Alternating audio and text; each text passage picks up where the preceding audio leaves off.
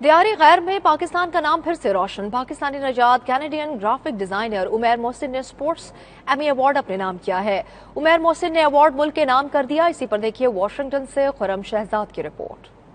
ذرا نم ہو تو یہ مٹی بہت زرخیز ہے ساکی. پاکستانی نیاد کینیڈین شہری کا بڑا کارنامہ. عمیر محسن نے دیار غیر میں سبز ہلالی پرچم بلند کرتے ہوئے ملک کا نام روشن کر دیا. عمیر محسن نے امریکہ میں منعقدہ national academy of television arts and science کے ایونٹ میں ایک ایوارڈ اپنے نام کر دیا. انہیں اور ان کی ٹیم کو یہ انعام پوسٹ پروڈیوس گرافکس کیٹیگری میں دیا گیا. عمیر محسن یہ ایوارڈ جیتنے والے پہلے پاکستانی ہیں. ان کا کہنا ہے کہ پاکستان میں بہت ٹیلنٹ موجود ہے جسے بین الاقوامی طور پر سامنے لانے کی کوشش کی جانی چاہیے. میں سب سے پہلے تو 92 نیوز کا شکریہ ادا کرنا چاہوں گا جنہوں نے مجھے موقع دیا, میری آواز پورے پاکستان تک پہنچائی.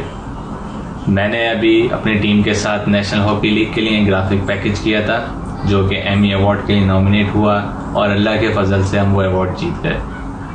میں اس میں پہلا پاکستانی ہوں جس نے اس کیٹیگری میں ایمی ایوارڈ جیتا ہے اور میری نظر میں یہ صرف میری نہیں پورے پاکستان کی جیت ہے, کیونکہ اوورسیز پاکستانی جہاں پہ بھی ہیں وہ کسی نہ کسی بھی فارم میں پاکستان کو ریپرزینٹ کر رہے ہیں. ہم پاکستان کے ایمبیسڈر ہیں.